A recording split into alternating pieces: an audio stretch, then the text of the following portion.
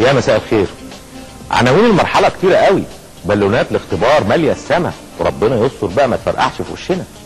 في حاله حراك اتقلبت الى رجرجه في المجتمع السياسي في مصر.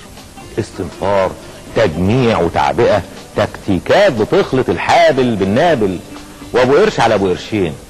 ايه الحكايه؟ نقولها من البدايه. في عندنا انتخابات تجديد نصفي لمجلس الشورى، ودي ما بتهتمش بيها احزاب المعارضه قوي يعني، رغم اهميه مجلس الشورى اللي هو دستوريا بتبدا من عنده مناقشه مشاريع القوانين. في كمان قبل نهايه السنه انتخابات مجلس الشعب، وهي دايما بقى الانتخابات المهمه جدا الكل بيهتم بيها. حلم القعاد تحت القبه بقى وامتيازاته، والمجلس سيد قراره زي ما احنا عارفين. ده بخلاف انه مقر السلطه التشريعيه، والاهم ان هو المجلس اللي هتدار في ظله انتخابات الرئاسه السنه الجايه. رغم كل ده الكلام خفيف على انتخابات المجلسين، وكله متركز على انتخابات الرئاسه. الدستور بيقول، وبقاله 5 سنين بيقول بعد تعديله، ان الاحزاب السياسيه الشرعيه هي اللي من حقها تقديم مرشح لانتخابات الرئاسه. اما المرشح المستقل اللي عايز ينزل يخوض غمار الانتخابات لازم يجيب موافقه 250 عضو من اعضاء المجالس المنتخبه، شورى، شعب، محليات. شوف بقى اهميه انتخابات الشورى والشعب قد ايه. بدل ما الاحزاب السياسيه الشرعيه تفرز مرشحين قادرين على خوض انتخابات الرئاسه، دخلت بقى في مشاكل ومنازعات وخناقات مع بعضها. غاب عنها البريق والجاذبيه، خصوصا بالنسبه للاجيال الجديده. استسلمت لفكره ان الحزب الوطني مش مديها فرصه. الاكيد ان اي حزب حاكم مش هيديك مكانه عشان تحكم. في قواعد معروفه للوصول للسلطه بيحددها الدستور والشرعيه. القواعد اللي مش عاجبه البعض وعايزين يغيروها. الشارع السياسي واللي بيحصل فيه امام الستار وخلف الستار، جوه الاحزاب وبعيد عنها، هيكون لينا عن هذا الموضوع كلام مسؤول.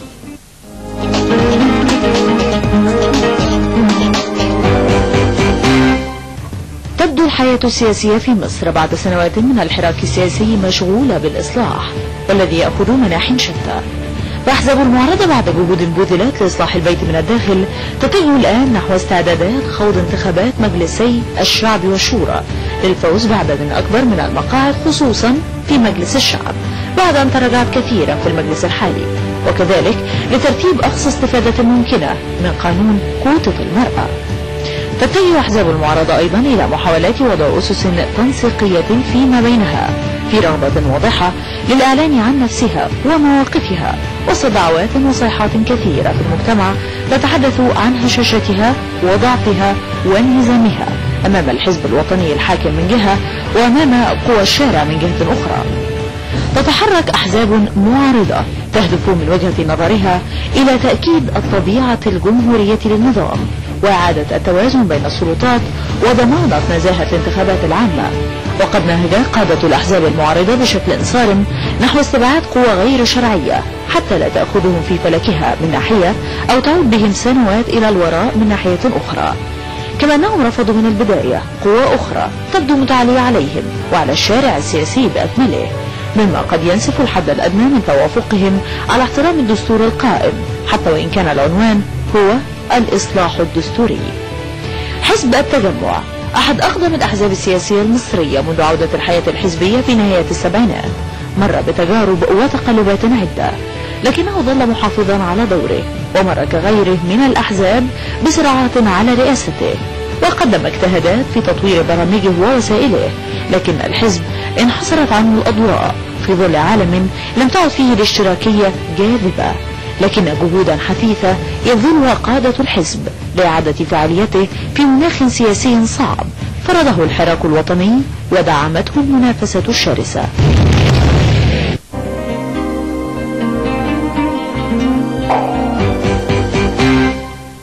مبادرات حزب التجمع اليساري كتيرة وطروحاته عديدة، لكن المهم قوي استقلاليته. حاول دايما ولسه الحزب بصراحة الحفاظ على هذه الاستقلالية. حزب عارف انه مختلف وانه ما بيدعكش ولا يغير مبادئه ولا بيغير القمصان، لكن برضه الحقيقة يعني لسه بعيد، ولسه بيعيد انتاج شعارات بتاعة الخمسينات والستينات. لسه ما طرحش اشتراكية جديدة عصرية اذا كان مصمم على الاشتراكية. رئيس حزب التجمع الدكتور رفعت سعيد هيكون لنا معاه كلام مسؤول. ومن كلام الدكتور رفعت سعيد: التجمع لديه 20 شخصا من الممكن ان يتم تقديمهم كمرشحين للحزب في الانتخابات الرئاسية المقبلة، ولم احسم قراري بالترشيح للانتخابات من عدمه، لكن لن نكون كومبارس وسندرس القرار جيدا قبل اتخاذه. انا ضد القفز على الاحزاب من اجل الترشح للانتخابات، وهناك استعجال شديد لمناقشة هذا الامر، لان الانتخابات الرئاسية تسبقها انتخابات اهم في تحريك الجماهير وقدرتها على التأثير. وقال الدكتور رفعت سعيد: لا اطلب من الحكم الا ان يتعامل معي في انتخابات مجلس الشعب بشفافية. ما اخذه من اصوات يبقى في صناديقي، وما ياخذه منافسينا يبقى في صناديقهم. في قصور كتير في الحياة الحزبية في مصر، زي تواجد الاحزاب وسط الناس، حجم العضوية، نفوذ الاحزاب نفسها، وبالتالي نظرة الناس ليها وحجم المزايدات عليها. احزاب المعارضة المصرية ومنها حزب التجمع اليساري بتنفض، مش بتنفض الكلمة اللي ماشية دلوقتي يعني تطنش، لا دي بتنفض الغبار. هل يا ترى عشان تدخل في تحالفات مع بعضها البعض، ولا عشان تخوض بقوة معترك الانتخابات اللي جاي؟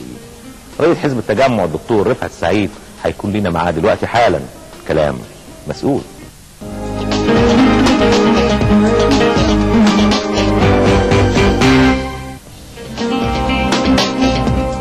ارحب برئيس حزب التجمع الدكتور رفعت سعيد. منورنا يا دكتور. اهلا وسهلا يا سيدي.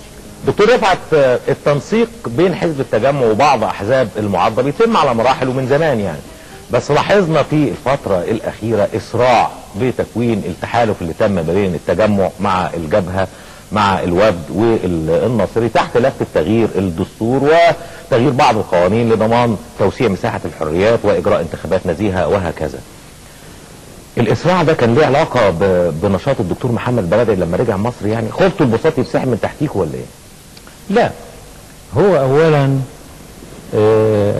الائتلاف بين الاربع احزاب قائم منذ فتره، وجزء من الاتفاقات اللي تمت بيننا هو المطالبه معا من اجل تعديلات دستوريه ومن اجل ادخال بعض التعديلات التشريعيه على القوانين المنظمة للحياة السياسية والانتخابية بهدف كفالة شفافية أكثر وقدرة أكثر على التجاوب مع مطالب الديمقراطية. العملية دي تتم منذ فترة ولا علاقة لها بحضور الدكتور البرادعي، ولا علاقة لها كمان بأنه هو طالب بتغيير الدستور، لأن عملية تغيير الدستور دي مطروحة على أصعدة مختلفة ومن حق كل مواطن انه يساهم فيها. بس الناس ممكن تسأل يا دكتور: ايه الفرق بينكم كأحزاب؟ صحيح كأحزاب شرعية قائمة وهو بيتحرك لوحده حواليه المجموعة اللي التفت حواليه مش عبر حزب سياسي، ايه الفرق بين التحركين هنا؟ ما انتوا برضو اكيد بتدرسوا الحالة المصرية يعني، وبتدرسوا الحالة اللي حصلت دلوقتي. نحن ندرس الحالة المصرية. الفرق بيننا هو اننا نطلب التغيير، لكننا نطلب التغيير ونحن ننظر للمستقبل، بمعنى أننا منذ البداية نعرف ماذا يجب تغييره من نصوص الدستور ولماذا وبأي هدف، ولكي نصل إلى ماذا؟ نصل إلى مجتمع أكثر ديمقراطية، أكثر حرية، أكثر عدالة اجتماعية، أكثر قدرة على التجاوب مع متطلبات المستقبل. أحيانا التغيير بيبقى إيجابي إلى الأمام، واحيانا البعض بيطلب تغيير يبقى سلبي الى الخلف. طيب لما زي ما بتدرسوا الحاله يعني اللي انتوا بتطالبوا بيه يختلف ايه عن مجموعه الدكتور البرادعي دلوقتي؟ اولا الدكتور البرادعي ومجموعته لم يوضحوا هم عاوزين يعدلوا ايه وازاي